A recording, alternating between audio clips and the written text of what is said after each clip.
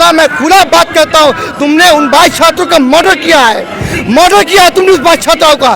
तुम्हें इसकी जिम्मेदारी लेनी होगी, तुम्हें इस्तीफा देना होगा। इनके बाद जो आएंगे तो उनको तो ये डर होगा ना कि भाई ये आदमी इन्होंने ऐसा किया था, इसके बाद मैं करूंगा तो मुझे भी इस्तीफा देना पड़ेगा। तो ये डर उनके मन में अंदर बैठ जाएगा। तो ये जब तक डर नहीं बैठेगा, ये डर नहीं है इनके अंदर, ये डर को कायम करना होगा, इस सिस्टम को कायम रखना होगा। इस्तीफा तो उनका होना तय है, आज हो या 2 दिन बाद हो, 5 दिन बाद हो, 10 दिन बाद हो, इस्तीफा होगा, होके रहेगा।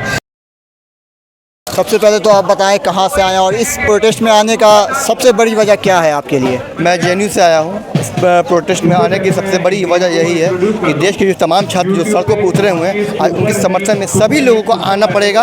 और जो नीट के जो अभी पेपर लीक हुआ हाल में ही, उसके लिए जो 22 छात्रों ने अपनी आत्महत्या की है, उसको इंसाफ दिलाने के लिए सड़कों पर छात्र जो है सड़कों पर आए हुए हैं। बहुत से अभी भी ऐसे लोग हैं जो इस प्रोटेस्ट का समर्थन नहीं कर रहे, उनके लिए आपका क्या पैगाम है, उनके लिए क्या कहना चाहेंगे? पैगाम यही है कि आज वो थे, कल वो थे, आज आप हैं, फिर कल कोई दूसरा होगा, तो आएगा सबके ऊपर।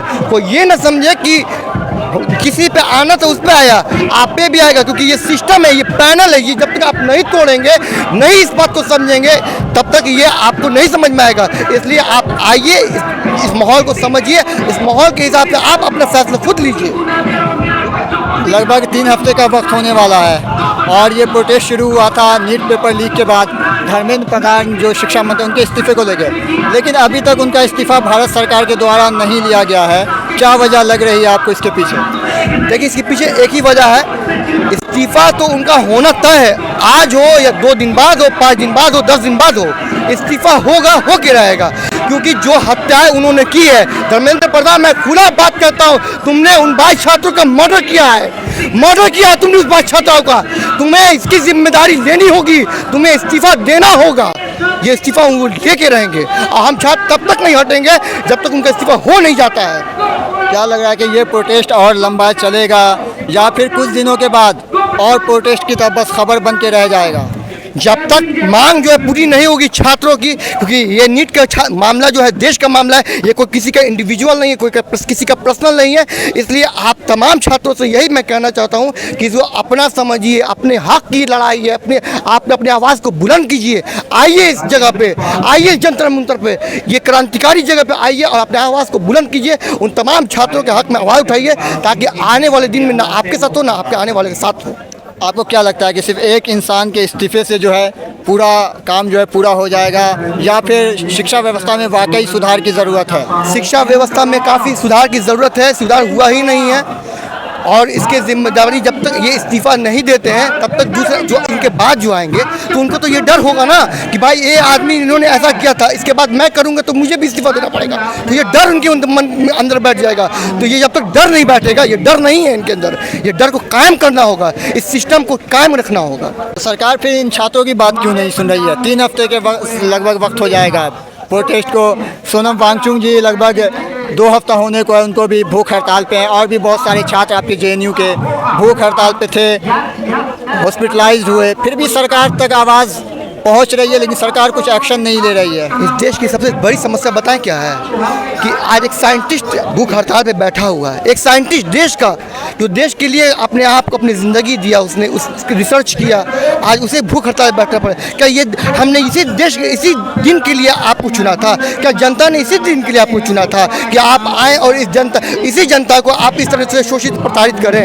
आज इन्हीं छात्रों की वजह से आप सत्ता में बैठे हैं। आज आपको बता दूं कि जब इस देश में लोकतंत्र की गूंज उठी है ना, तो हर तरफ एक ही बात उठा है, इंसाफ, इंसाफ और इंसाफ। ये क्या लग रहा है कि एक बात और है कि जैसा इस मंच से आवाज़ आई थी कि जो भी नेता हैं वो अपनी राजनीतिक मुद्दे को पीछे छोड़ के अगर आना चाहते हैं स्टेज पे आएँ, अपनी बात रखें, लेकिन ना ही अभी तक कोई सत्ता की तरफ से आया, ना ही विपक्ष की तरफ से किसी नेता को देखा गया है कि यहाँ आए हो और सीजेपी का या स्टूडेंट का समर्थन किया हो। क्या वजह है इसके पीछे? अब तक कोई नहीं आया। देखिए, एक पॉलिटिकल पहले बता दूं कि कोई पॉलिटिकल ये पार्टी नहीं है, न पॉलिटिकल पार्टी की तरह ही प्रोग्राम है। जिसको आना चाहे वो आ सकता है, जिसको समझ में आए ये बात कि ये देश की बात है तो वो आ सकता है।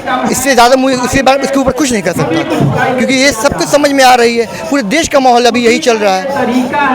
आगे क्या लग रहा है कि प्रोटेस्ट और लंबा चलेगा या धीरे धीरे जो स्टूडेंट है वो हताश होकर के फिर बाहर होंगे? 20 जुलाई से तो जनता मंतर से एक प्रोटेस्ट भी निकल रहा है वहाँ तक, पार्लियामेंट तक, और सदन का सेशन भी शुरुआत हो रही है। तो उसमें आवाज़ ज़रूर उठाई जाएगी।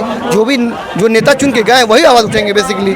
तो वो उसके लिए वेट करना होगा हम लोग को, उससे पहले भी हो सकता है। तो आपको क्या लगता है कि देखिए सत्ता की तरफ से तो आवाज़ नहीं उठेगी, जो विपक्ष में बैठे हुए हैं, आपको लगता है कि जब सेशन स्टार्ट होगा तो वो आवाज़ उठाएंगे नित मुद्दे को लेकर के, और छात्रों के हित में जो बात चल रही है जंतर मंतर पे उस पर? तो आपको क्या लग रही है जो लोग बैठे हैं इतने देर से, ये पागल हैं? ये इसीलिए तो बैठे हैं, ये इसीलिए तो जंतर मंतर जाएंगे ना कि भाई मेरी आवाज़ उठाए।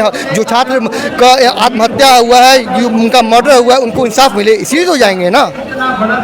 आगे और क्या आपकी आवाज़ अगर जो छात्र सुन रहे हैं देश भर में, उनके लिए इस प्रोटेस्ट के जरिए क्या क्या पैगाम देना चाहेंगे आप? प्रोटेस्ट के लिए पैगाम यही देना चाहेंगे कि अब तक जितने पेपर्स लीक हुए, इस पेपर लीक के सिस्टम को जब तक बंद नहीं किया जाएगा तब तक ये छात्र की आवाज़ गूंजती रहेगी। यहाँ दिल्ली से लेकर के जहाँ तक जाना है पूरे देश में गूंजेगी, और गूंज रही है। चलिए, बहुत धन्यवाद आपका।